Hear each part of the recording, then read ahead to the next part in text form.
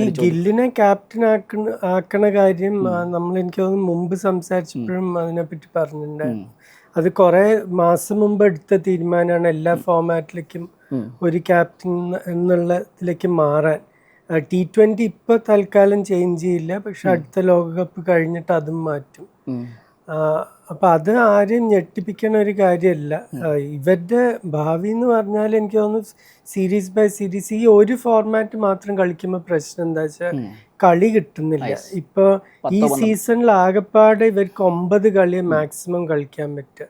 3 ഓസ്ട്രേലിയയിൽ, പിന്നെ ഇന്ത്യയിൽ വന്നാൽ സൗത്ത് ആഫ്രിക്ക ആയിട്ട് 3, ന്യൂസിലൻഡ് ആയിട്ട് 3.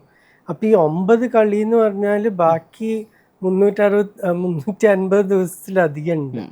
അപ്പൊ അതെപ്പോഴും ഒരു റിസ്ക് ആണ് ശരിക്കും. 2027 ലോകകപ്പ് വരികയാണ്. അപ്പോൾ രോഹിത് ശർമ്മയ്ക്ക് 40 വയസ്സാവും, കോഹ്ലിയും അതുപോലെ തന്നെ 38 വയസ്സിലേക്ക് കിടക്കും. അപ്പോൾ സെലക്ടർമാർക്ക് അതെപ്പോഴും ഒരു ആശങ്കയാണ്. അവര് സച്ചിനോടൊക്കെ എനിക്ക് ഓർമ്മയുണ്ട് 2012 പകുതിയായപ്പോൾ സെലക്ടർമാർ സംസാരിച്ചിട്ട് ചോദിച്ചു, നിങ്ങൾ 15 ഉണ്ടാവോ, ഉണ്ടെങ്കിൽ ഉറപ്പായിട്ട് പറയണം, അല്ലെങ്കിൽ നിങ്ങൾ വിരമിച്ചിട്ട് ഞങ്ങൾക്ക് വേറെ ആൾക്കാരെ കൊണ്ടുവരണം. അപ്പം ഇവരുടെ 2 ആൾക്കാരുടെ ഭാഗത്തു നിന്നും അങ്ങനെ ഒരു ഉത്തരം, ഡെഫിനറ്റ് ആയിട്ടൊരു ഉത്തരം കിട്ടിയിട്ടില്ല. അവരും സീരീസ് ബൈ സീരീസ് നോക്കട്ടെ എന്നുള്ളൊരു മൂഡിലാണ് ഇപ്പോൾ. ഡൊമസ്റ്റിക് ക്രിക്കറ്റ് കളിക്കാൻ താല്പര്യമില്ല. അതിന് ഞാൻ അവരെ കുറ്റം പറയില്ല. ഇപ്പോൾ സീരീസ് പോയി കളിക്കുമെന്നൊക്കെ പറയാൻ എളുപ്പമാണ്. പക്ഷെ ഇപ്പോൾ കോഹ്ലിയെ പോലത്തെ ഒരാൾ കാൺപൂർ പോലത്തെ ഒരു നഗരത്തിൽ ഞാൻ കുറേ ക്രിക്കറ്റ് കവർ ചെയ്തിട്ടുള്ളത്. അവിടെ പോയാൽ ശരിക്കും ഒരു സർക്കസ് ആയിരിക്കും കോഹ്ലി അവിടെ എങ്ങാനും പോയിട്ടുണ്ടെങ്കിൽ.